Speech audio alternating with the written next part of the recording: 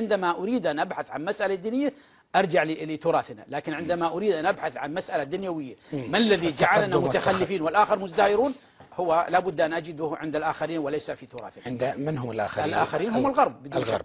نعم، الغرب وليس الشرق. الشرق الآن هو مقلد. يعني عندما نأتي لليابان نجد أنه لولا انفتاحه على ثقافة الغرب لبقي متخلفا أيضا.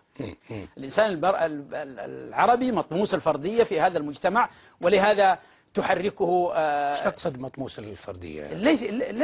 ليس قادرا على أن يفكر تفكيرا مستقلا، ولهذا تجد أنه دائما يرفض ما يرفضه المجتمع ويقبل ما يقبله المجتمع، ولهذا بقي يعني روح الجماعة مثلا هي السائدة؟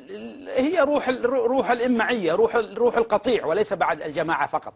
هي روح القطيع الذي لا يستطيع أن يخرج من الأسر العام الذي من الثقافة السائدة. يعني ما يعتبره المجتمع جيدا يعتبره هو جيدا، لا يستطيع أن يفكر تفكيرا مستقلا وأن يستفيد من ثقافات الآخرين. هو غير قادر على أن يخرج من النطاق الذي ضرب عليه منذ طفولته. طيب، هل يجب أن يكون الفرد العربي مثلا متمردا؟ لا، ليس متمردا، وإنما يجب أن يبحث عن الحقيقة، ألا يلغي ذاته ويندمج ويذوب في القطيع.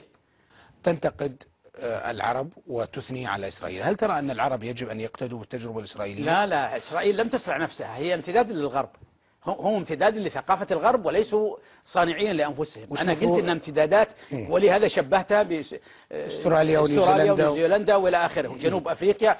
شوف، وهذا تعتقد أنه أنا أعتقد أنه أنا ودي أشير للنقطة هنا مهمة. بس بسألك عفوا أبو عبد الرحمن، يعني هذه القصة هل تعتبر أنه كون بعض الدول امتداد للغرب جانب سلبي ولا جانب إيجابي؟ لا، جانب إيجابي. يعني المفروض احنا نمتد للغرب أيضا؟ لا، نستفيد من هذه التجربة السخية.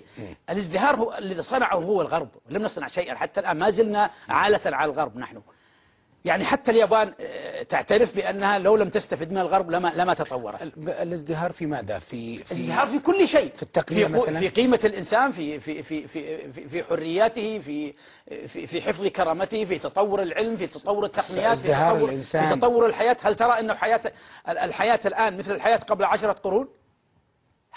كل هذا التغير الهائل هذا صنعه الغرب. من الذي صنعه؟ طيب، أليست مثلا مفاهيم الغرب حقوق الإنسان على سبيل المثال منجز إنساني هو تراكم ساهمت كل الحضارات فيه؟ ليس تراكم، هذا بس الغرب اللي لا، بدون شك. الاستبداد هذا قيد هائل، قيد لا يمكن أن يحصل معه أي تقدم. هل ترى أن هذه النظرية تنطبق على الوضع في العراق بعد ذهاب صدام حسين الذي تصفه بأنه العراق طاغية؟ لم يسمح له حتى الآن أن يستقر، تدخل فيه كل العالم بالشكل الذي نراه. الغرب اللي تثني عليه تدخل فيه؟ لا، الغرب تعامل أيضا مع اليابان واستطاع أن ينقذ اليابان من استبداده.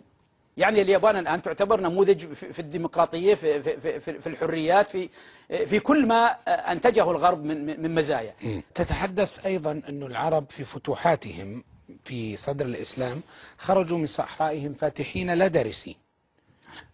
ماذا تقصد بفاتحين لا دارسين أستاذ إبراهيم؟ يعني أنا أرى أنه العرب استمروا خلال القرون وما زالوا يعتقدون أن لديهم من العلم الكفاية، ولديهم من العلم والحكمة الكفاية، وأنهم ليسوا محتاجين إلى أن يتعلموا من الآخرين، لأنهم ظهروا على مسرح التاريخ كفاتحين وليسوا دارسين، ومعلمين وليسوا متعلمين. واستمرت عندهم هذا الوهم. مرشدين لا مسترشدين. نعم، ومرشدين لا مسترشدين.